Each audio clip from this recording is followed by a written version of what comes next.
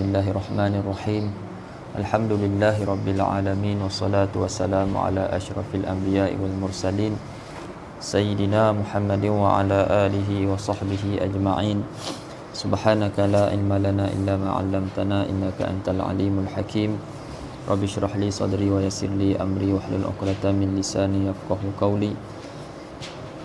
Allahumma inni a'udzubika an adilla aw udhal aw azilla aw uzal aw azlima aw udlam aw ajhala aw yujhala alai. Wala hawla wala quwwata illa billahil aliyyil azim. Wala hawla wala quwwata illa billahil aliyyil azim. Wala hawla wala quwwata illa billahil aliyyil azim. Amma ba'd. Qala al-musannif rahimahullahu ta'ala wa nafa'na bihi wa bi'ulumihi fid dharain amin. Wa an Ibn Abbas radhiyallahu anhuma qala rukhisa lisy-syaikhil kabiri an yuftira wa yut'ima an kulli yawmin miskinan wa la qada'a alayh.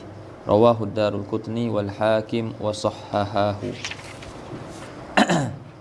Wa an Abi Hurairah radhiyallahu anhu qala jaa rajulun ila an-nabiy sallallahu alaihi wasallam faqala halaktu ya Rasulullah. Qala wa ma ahlakaka? Qala waqa'tu ala imra'ati fi Ramadan. Faqala hal tajidu ma tu'tiqu raqabah? Qala la. Qala fa hal tastati'u an tasuma shahrayn mutatabi'ain? Qala la. Qala fa hal tajidu ma tut'imu 60 miskina? Qala la.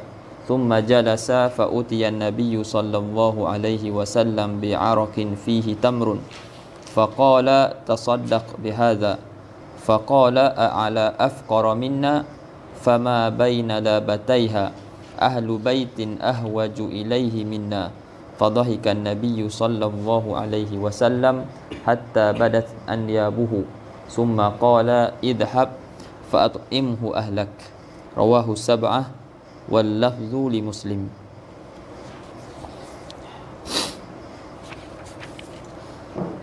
Baik, itu dua hadis. Yang pertama daripada Ibn Abbas radhiyallahu taala anhuma, dan yang kedua daripada Abu Hurairah radhiyallahu taala anhu.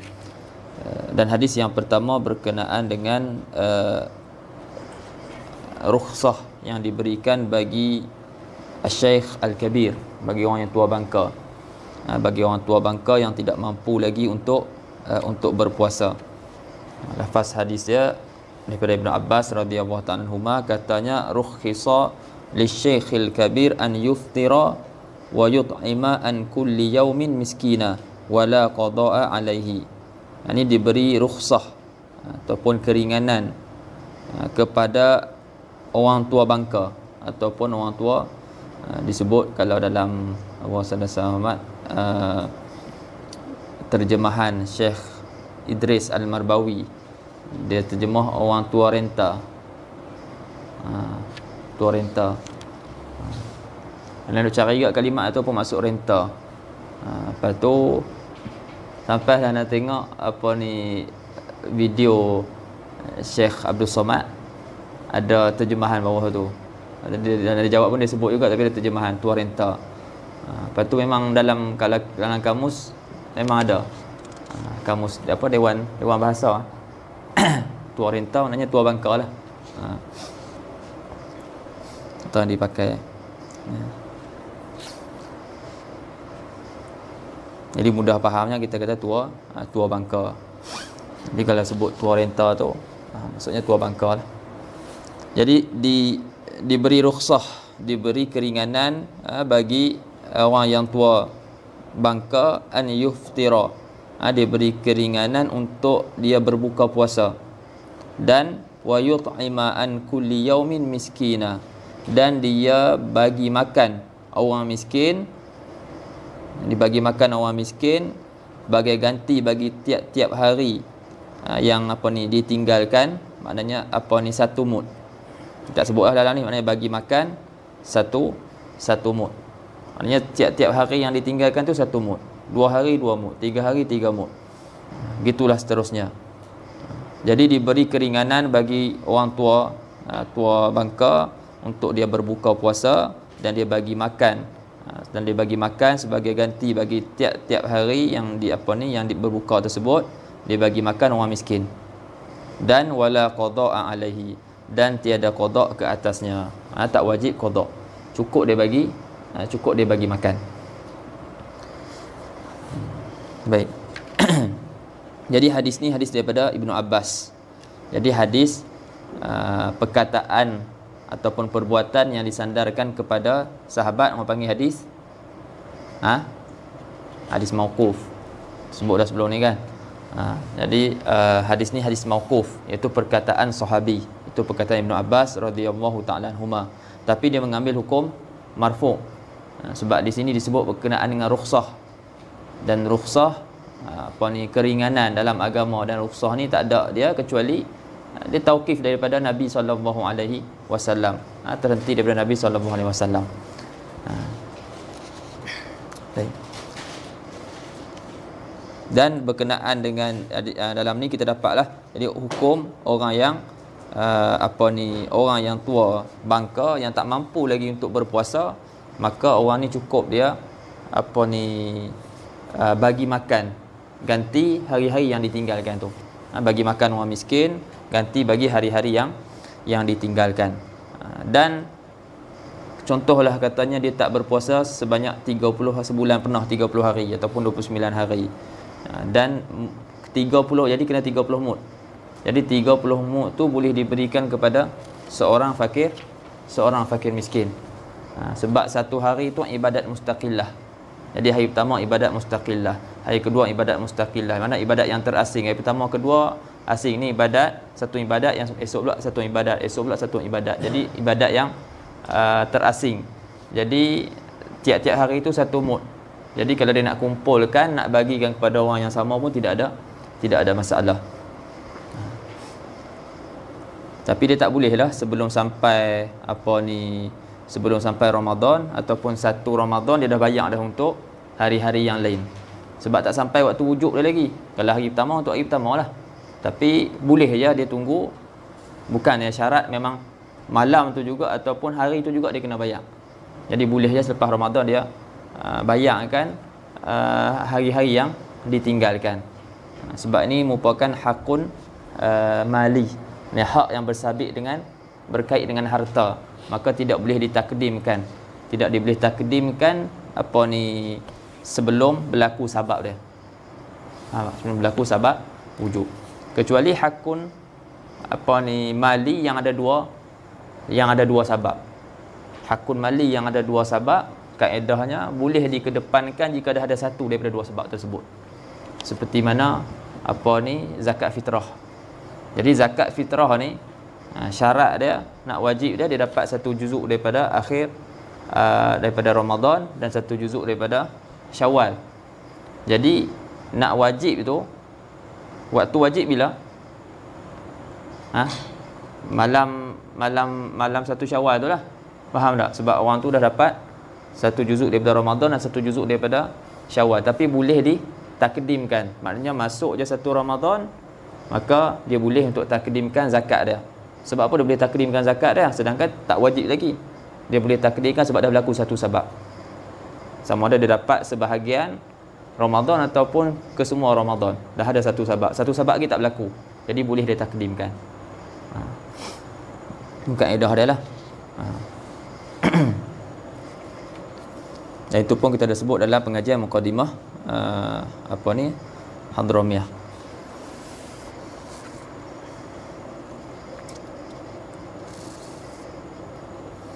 Kemudian dikiaskan berkenaan dengan masalah tua bangka ni, dikiaskan ke atas orang tua bangka ni orang yang sakit yang tiada harapan sembuh. Orang yang sakit yang tiada harapan sembuh, iaitu orang yang sakit yang tiada harapan sembuh. Orang sakit ni ada dua. Ada sakit yang tiada harapan sembuh, ada sakit yang ada harapan sembuh. Jadi orang sakit yang tiada harapan sembuh itu dengan pengakuan atau pernyataan tabib lah yang akan bagi tahu pada kita orang ni dah tak ada harapan sembuh. Maknanya ghalibnya orang ni dah tak ada harapan sembuh. Hukum akalnya kata boleh sembuh, tapi ghalibnya kita kata dia tak ada harapan sembuh. Jadi bila dah tabib kata macam tu, maka orang ni cukup dengan dia bagi makan orang miskin. Sebagai ganti bagi puasa yang ditinggalkan. Sebab tu kalau kita tengok dalam mazhab kita Syafi'i, Kategori orang yang berbuka ni ada apa? Disebut dalam Safinah 4 kan. Ada setengah kitab sebut 5.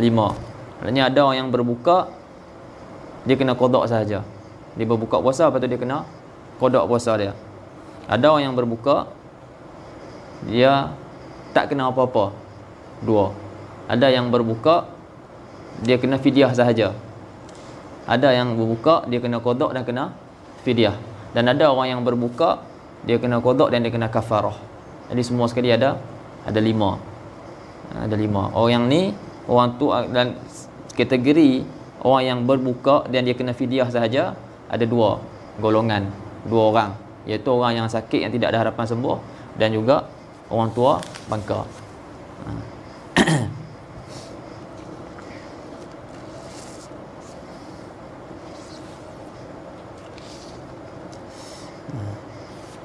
Adapun orang yang sakit yang ada harapan sembuh, dia tu berbuka dan dia kena qada puasa dia bila dia dah sembuh. Itu je lah.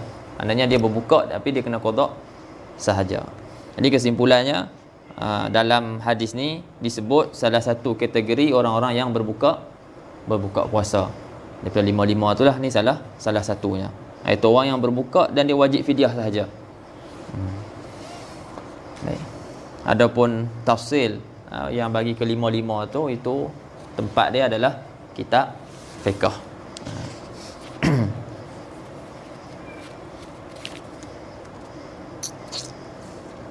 Dan dalam mazhab Syafi'i juga, dalam mazhab kita berlaku khilaf. Adakah fidyah tu badal, dia merupakan ganti bagi saum ataupun bukan? Faham tak? Adakah fidyah ni, kan sepatutnya orang ni puasa, jadi sekarang ni dia tak mampu nak puasa. Jadi bila dia tak mampu nak puasa, apa yang dia perlu lakukan? Dia kena banyak fidyah, 1 mud kan? Jadi fidyah ni, adakah dia tu badal bagi saum ataupun bukan? Maknanya memang awal-awal lagi dia diwajibkan fidyah. Di sini khilaf. Yang nak tahu muktamadnya adalah al-fidyah tu memang asal-asal lagi, pada awal lagi memang itu yang wajib. Nanti kita akan tengoklah dalam dalam Salah Sayyid Muhammad, dalam Baijuri, masalah ni pun ada disebutkan. Dan terhasil daripada khilaf ni, khilaf yang lain pula. Faham tak? Terhasil daripada khilaf ni, khilaf yang lain. Ada permasalahan kalau orang ni asalnya dia sakit, lepas tu memang tak ada harapan sembuh, lepas tu tiba-tiba sembuh.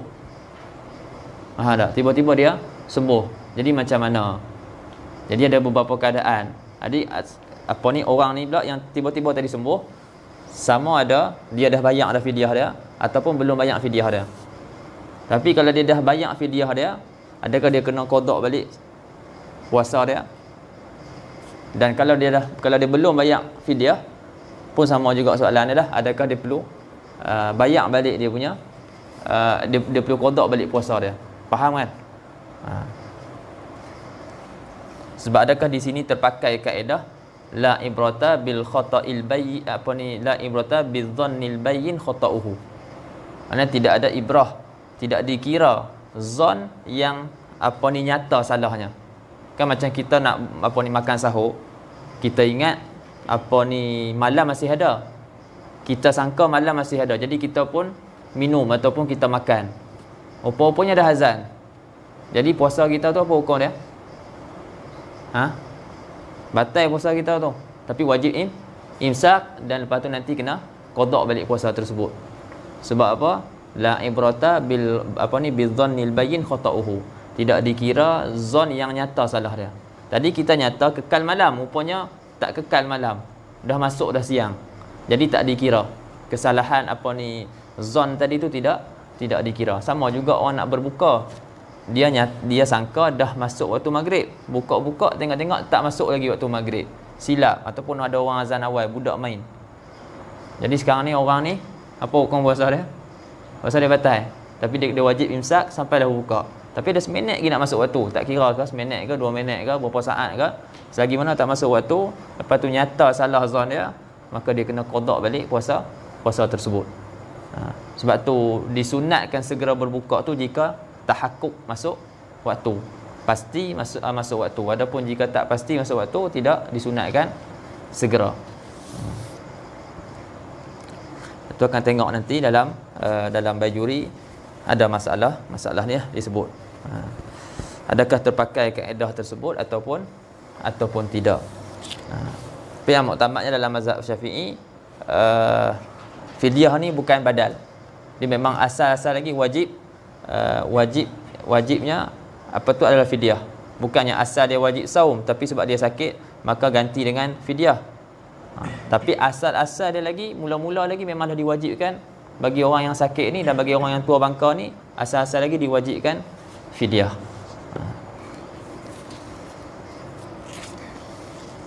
Bahkan as-saum dan fidyah tu kedua-duanya asal. Faham tak? Kenapa kedua-duanya asal? Sebab sebelum nama apa? Puasa Sayyidina Muhammad. Sebelum diwajibkan puasa saja, tapi kita ada takhir kan. Maknanya ayat tu puasa Sayyidina Muhammad. Apa ayat Quran tu? Ada atas sini. Maknanya di awal permulaan dulu, maknanya diwajibkan puasa. Tapi kalau siapa tak mau puasa, dia bayar fidyah. Siapa yang tak mau puasa, dia bayar fidyah. Apa ayat dia? Ya ayyuhallazina amanu kutiba alaikumus syiyamu kama kutiba alal ladzina min qablikum la'allakum tattaqun. Ayyaman ma'dudat. Faman kana minkum maridan aw ala safarin fa iddatun min ayyamin ukhra. Wa alal ladzina yutiqunahu fidyatun ta'amu miskin. Ayat tu, wa alal ladzina yutiqunahu fidyatun ta'amu miskin.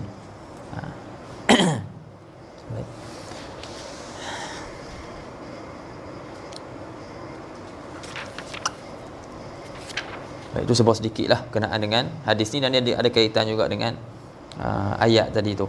Tapi kita tak masuk banyak lah. Selebihnya kita akan tengok dalam kitab fiqh nanti insya-Allah. Baik. Jadi hadis yang kedua daripada Abu Hurairah, iaitu kisah seorang lelaki yang berjima di siang Ramadan. Jadi dia kata Abu Hurairah radhiyallahu taala anhu, jaa rajulun ila Nabi sallallahu alaihi wasallam. Datang seorang lelaki kepada Nabi sallallahu alaihi wasallam. Hadis ni pun kita baca itu dalam pengajian itu. Kita ada baca ada yang samalah. Datang seorang lelaki kepada Nabi sallallahu alaihi wasallam, lalu dia berkata, halaktu ya Rasulullah. Aku telah binasa wahai Rasulullah.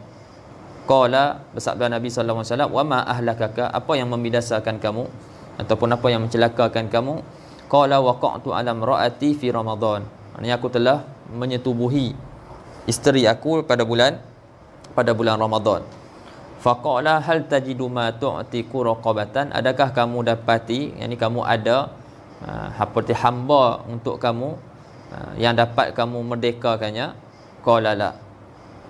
Dia kata tak ada. Qala, Nabi tanya lagi, fahal tastati'u an tasuma syahraini mutatabi'aini, maka adakah kamu mampu berpuasa 2 bulan berturut-turut? Kata laki-laki ini tak mampu. Qala la, ini tak mampu.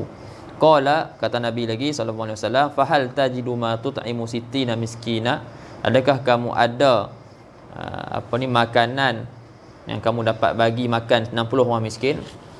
Kata laki ni la, tak ada juga. Summa jalasa, siapa yang duduk? Man jalasa, laki tadi. Summa jalasa, laki-laki tadi duduk. Fa utiyan Nabi sallallahu alaihi wasallam bi araqin fihi tamrun, kemudian didatangi, maka lalu didatangkan pada Nabi sallallahu alaihi wasallam dengan satu bakul. Kata bakul yang dalamnya ada tamar. Bakul yang di dalamnya ada tamar. Faqala, maka berkata Nabi sallallahu alaihi wasallam, tasaddaq bihadza, bersedekahlah kamu dengan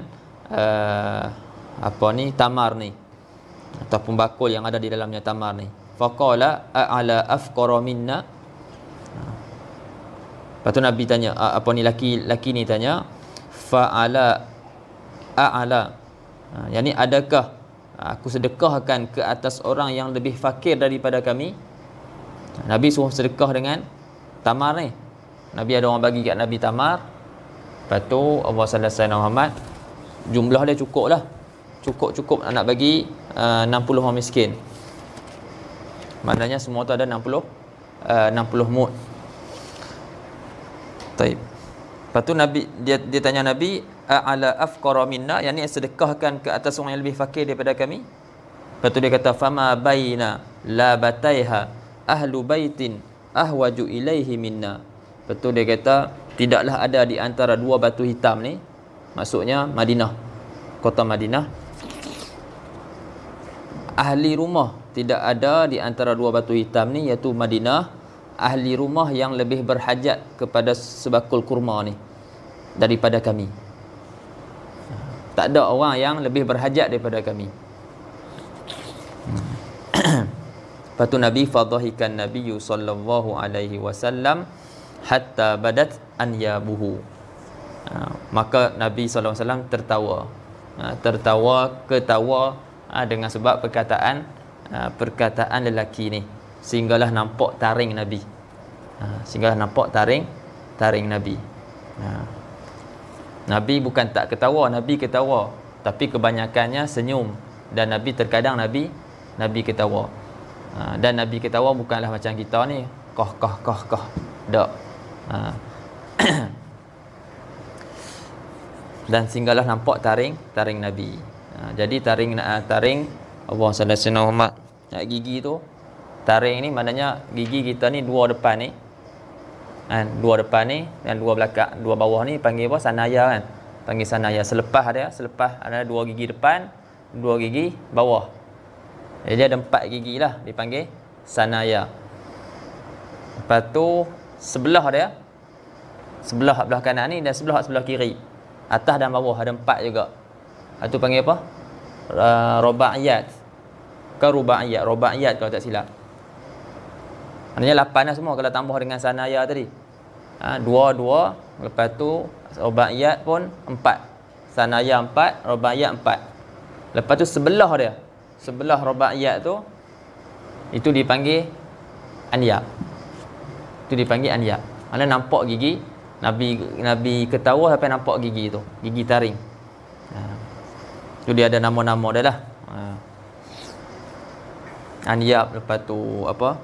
Adawahik, lepas tu nawajiz. Tapi kalau bahasa Melayu kita dipanggil gigi seri kalau tak silap. Gigi seri, cuma gigi seri depan, lepas tu gigi seri.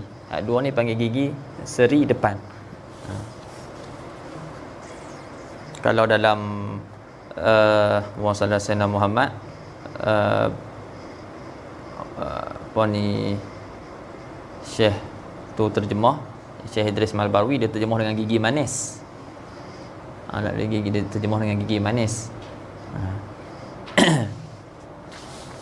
Tapi kalau sebut tengok apa ni, nama-nama gigi tu, nama depan ni nama dia gigi seri.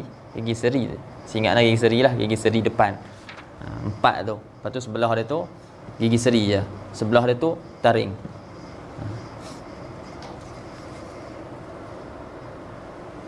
Jadi Nabi ketawa. Nabi ketawa sampai nampak gigi taring Nabi yang mulia. Lepas tu Nabi kata apa? Kemudian bersabda Nabi sallallahu alaihi wasallam. Mana dia hadis? Kemudian bersabda Nabi sallallahu alaihi wasallam, "Izhab fa at'imhu ahlak." Pergilah kamu dan bagilah makan kurma tu akan ahli keluarga kamu. Kenapa Nabi ketawa? Nabi ketawa dengan perkataan orang ni sebab orang ni dah datang tadi dalam keadaan kata halak tu. Aku ni apa binasa wahai Rasulullah. Sebab apa? Aku jima isteri aku pada siang Ramadan. Datang dengan cemas katanya aku dah binasa dan sebagainya. Tapi bila bab sedekah ni tiba-tiba nak kat dia pula. Tak? Tadi orang selalunya orang yang dalam keadaan kesal dan sebagainya, maknanya Nabi suruh bagi sedekah kat orang lain. Bagilah sedekah kat orang lain kan. Tapi orang ni bila bab harta ni, tiba-tiba dia kata tak ada orang kat Madinah ni yang lebih berhajat daripada kami. Maknanya melalui zon dia itu melalui zon dia tidak ada orang yang lebih susah daripada dia. Tak? Hizan lelaki ni tidak ada orang yang lebih susah daripada dia. Lepas tu Nabi ketawa dengan perkataan lelaki ni. Tu Nabi kata, "Wahai Sayyidina Muhammad, bagilah makan ahli keluarga kamu." Jadi daripada hadis ni lah ulama dapat faham, dapat istifadah daripada hadis ni bahwasanya diharamkan jima' pada siang Ramadan. Begitu juga dalam ayat kan, uhilla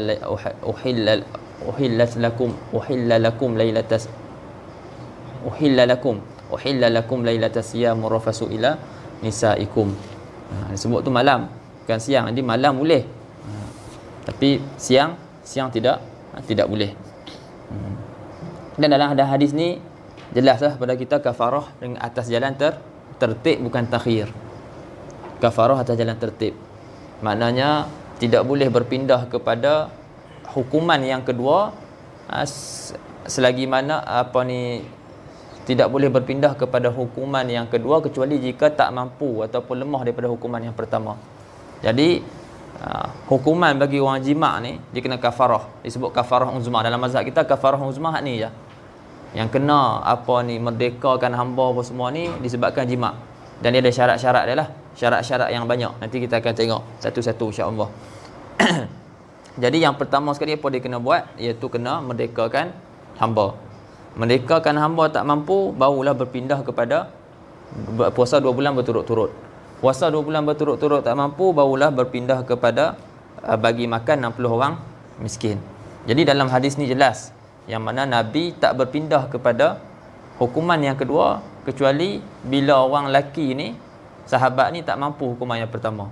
Dan Nabi tak berpindah kepada hukuman yang ketiga kecuali selepas lelaki ni tak mampu hukuman yang kedua.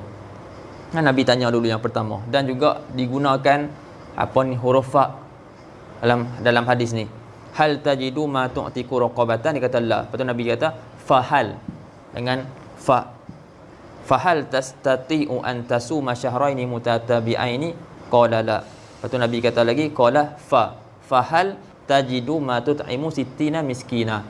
Yang mana fa bagi faedah tufidu tartib wa ta'qib. Bagi faedah tartib dan juga ta'qib. Sekaligus bagi faham pada kita kafarah ni atas jalan tertib. Dan inilah pandangan jumhur ulama. Pandangan jumhur ulama dalam mazhab Syafi'i, mazhab Hanafi dan mazhab Hanbali. Jadi pandangan jumhur ulama kafarah di atas jalan tertib. Adapun mazhab Maliki kafarah di sisi mereka atas jalan takhir. Faham tak? Maliki dia berbeza dengan jumhur. Mazhab Maliki dan sebagian ulama mengatakan kafarah ni atas jalan takhir disebabkan ada riwayat Imam Malik dan juga daripada Ibnu Juraij dan selain daripada keduanya yang mana mereka meriwayatkan hadis tu menunjukkan atas jalan takhir. Lafaz dia ada berbeza sikitlah. Kalau sini guna fa jelas yang mana bagi faedah tartib dan ta'qib.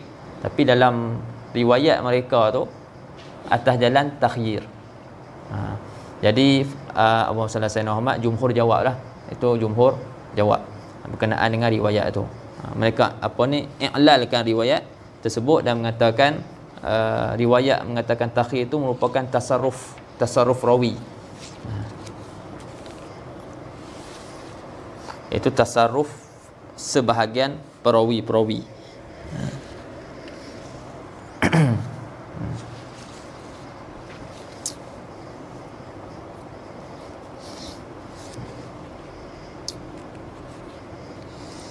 Baik.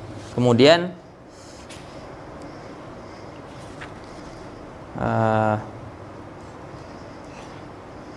ulama berselisih berkenaan makan dan minum dalam keadaan sengaja. Ini orang yang berbuka puasa, orang yang merosakkan puasa dia dengan makan dan minum secara sengaja. Di sini orang yang jima'. Faham tak? Di sini orang yang jima'. Jadi adakah orang yang merosakkan puasa dengan makan dan minum secara sengaja, makan ataupun minum secara sengaja, hukum ni sama juga. Maknanya kena kafarah juga. Faham kan? Okey. Jadi di sini ada khilaf. Mazhab Hanafi dan mazhab Maliki kata kena kafarah. Maknanya orang yang merosakkan puasa dia dengan makan ataupun minum dengan secara sengaja, dia ni kena juga kafarah. Apa ni, berdasarkan ada hadis yang diriwayatkan oleh Ibnu Juraij rahimahullah, lafaz dia man aftara fi Ramadan. Man aftara fi Ramadan. Maknanya barang siapa yang berbuka, aftara. Jadi berbuka kat sini sama ada berbuka dengan jima' ataupun selain daripada jima'. Faham tak? Dia tak ada kait. Tak ada kait. Maknanya dia jadi umum. Aftara berbuka. Berbuka dengan apa? Dengan jima' ke ataupun dengan selain jima'. Okey. Jadi dia pun ambil hadis ni lah. Man aftara fi Ramadan. Adapun mazhab Syafi'i dan juga mazhab Hanbali, depa apa ni berselisih lah dengan mazhab Hanafi dan mazhab Hanafi, dan depa tanggung perkataan aftara tersebut, depa tafsirkan aftara tersebut dengan mana jima'. Yang ni aftara disebut dengan makna dia jama'a fi Ramadan. Sebab apa? Kisah ni satu, dia kisah yang satu. Kisah ni dia kisah yang satu, maka perlulah ditafsirkan sebahagian riwayat dengan riwayat yang lain. Faham tak? Dalam ni dia sebut wa khalafa fi zalika asy-Syafi'iyyah wal Hanabilah wa qalu inna qawlahu aftara huna mahmulun 'alal iftar bil jima' alladhi apa ni sarraha bihi fi riwayatil ukhra. Li'anna al-qissata wahidah fala budda min tafsiri riwayat ba'dihha bi ba'din. Okey.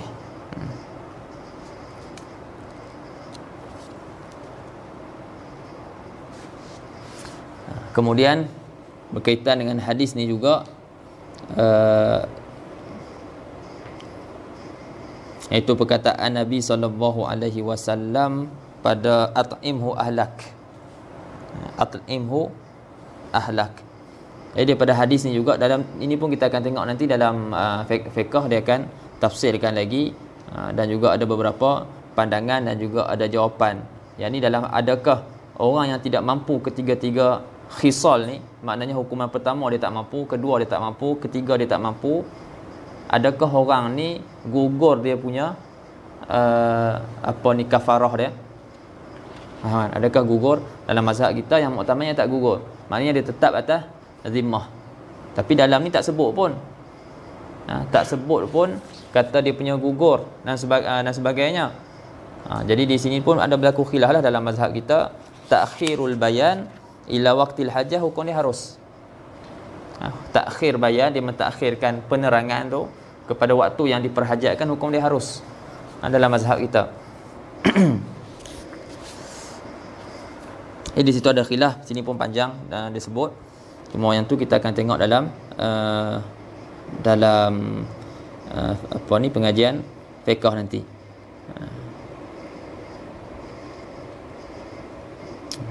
Contohnya dalam Baijuri bawa 3 jawapan tak silap berkenaan dengan perkataan Nabi fa'at'imhu ahlak. Ini adakah boleh dibayar Allah sallallahu atas perkataan yang mengatakan apa ni, dia punya at'imhu ahlak ni sebagai kafarah dia, dan adakah kafarah tu boleh dibayar kepada ahli keluarga dia? Ada tiga pandangan, ada 3 jawapan tak silap dibawa. Sana nak baca kot, ambil dalam tu anda punya tu. Sebab ini kita tak baca tafsir. Tengok Ustaz.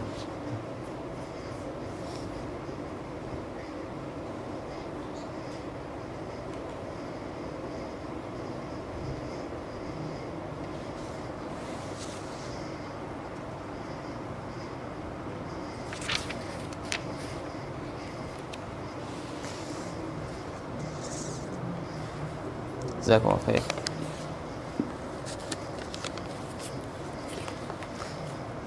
Sebab kalau kita tengok dalam hadis ni, tak ada pun yang apa ni, apa-apa yang menunjukkan atas gugurnya dia punya kafarah tersebut.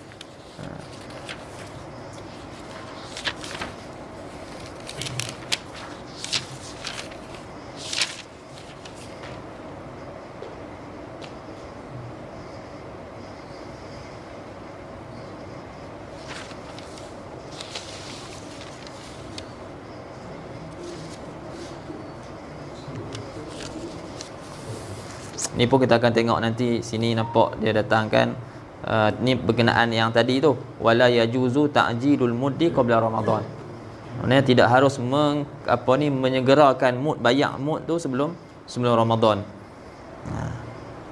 Bal yajuzu ta'jilu fidyati yaumin qabla dukhuli bal la yajuzu ta'jilu fidyati yaumin qabla dukhuli lailatihi.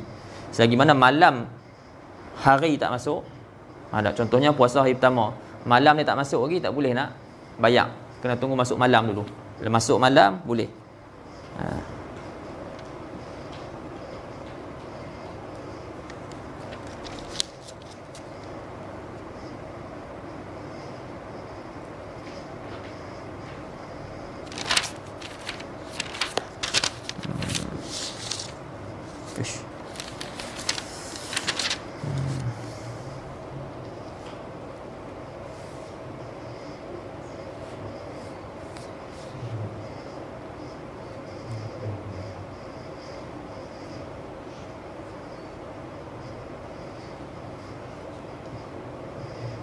Nampak daripada dalam ni selepas Imam Al-Baijuri rahimahullah datangkan hadis ni, selepas lafaz hadis idhab fa at'imhu ahlak, lepas tu dia kata summa yuhtamalu an yakuna al-murad fa at'imhu ahlak ala wajhi sadaqati minni alayka ma'a baqa'il kafarati fi dhimmatik wa ala hadha fala iskal. Jadi ada ihtimal perkataan Nabi idhab ni fa at'imhu ahlak, ada ihtimal murad perkataan Nabi bagi makan kurma ni keluarga kamu, yang maknanya bagi makan atas jalan sedekah, bukan atas jalan kafarah. Bagi makan atas jalan sedekah daripada aku ke atas kamu, serta kekal kafarah di atas zimmah kamu. Maka ala hadza wa ala hadza tafsir wa ala hadza ihtimal fala iskal. Maka atas ihtimal ni tak ada iskal lah. Faham ah? Wa yuhtamal juga, wa yuhtamal an yakuna al-murad fa at'imhu ahlak ala wajhil kafarah ma'a kauni ahlihi sittina miskina. Jadi ada ihtimal maksud kataan Nabi itu fa at'imhu ahlak, maknanya bagi makan atas jalan kafarah, yakni ada iskal. Wa ala hadza yushkilu bima nassu alaihi min annahu la yujzi'u i'ta'ul kafarah liman talzamul mukaffira nafaqatuh. Jadi di sini ada iskal. Iskal dengan apa yang telah dinaskan oleh ulama bahwasanya tidak memada bagi kafarah tersebut kepada orang yang mana orang tersebut di bawah tanggungan orang yang kena bayar kafarah tu.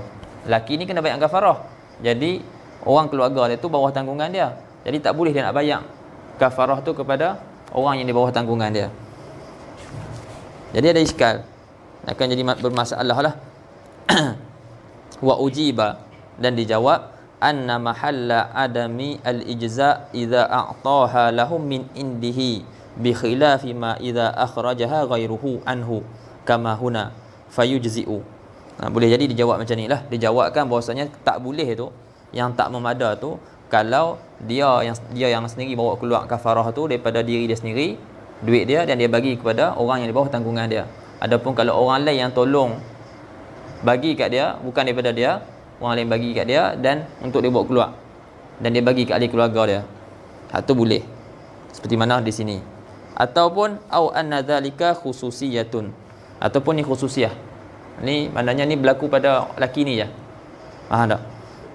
Kama sayati, seperti mana yang akan datang.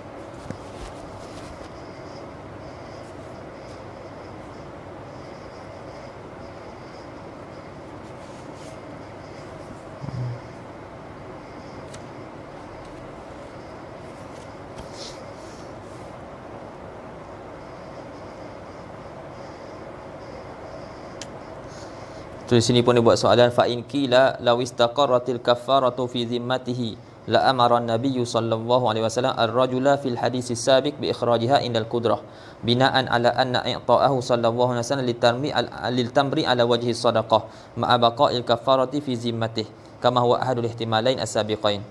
Atau ujiba, maka jika dikatakan kalaulah kafarah tu masih kekal ke atas lelaki tadi, nescaya Nabi akan suruh lelaki tadi di dalam hadis, lelaki yang dalam hadis tadi untuk keluarkan kafarah ketika mampu, kerana dibina di atas ihtimal yang tadi kita sebut tadi, bahwasanya Nabi bagi tamar tu kepada lelaki tu atas jalan sedekah serta kekal kafarah pada zimmah dia.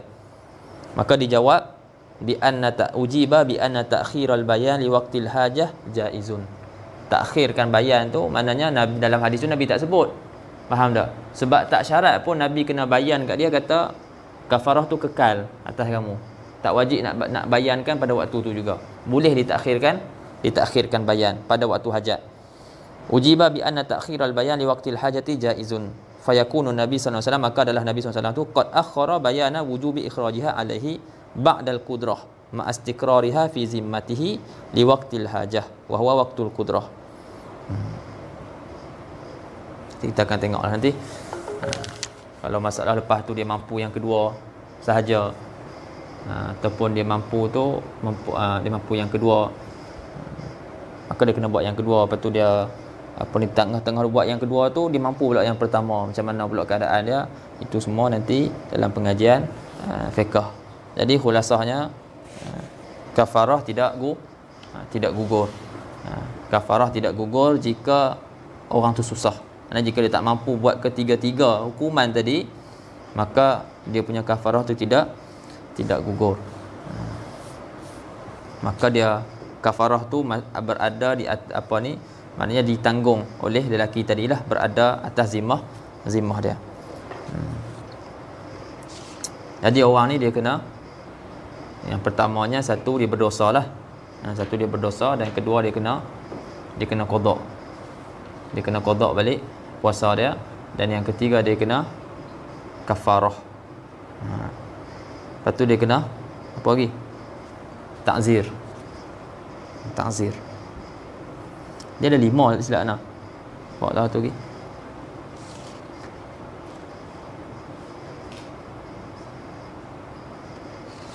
Allahu a'lam. Kot. Jadi ada berbaki lagi 2 hadis tu, kita akan baca esok insya-Allah. Jadi selepas itu barulah kita akan baca Hasyiah Al-Baijuri.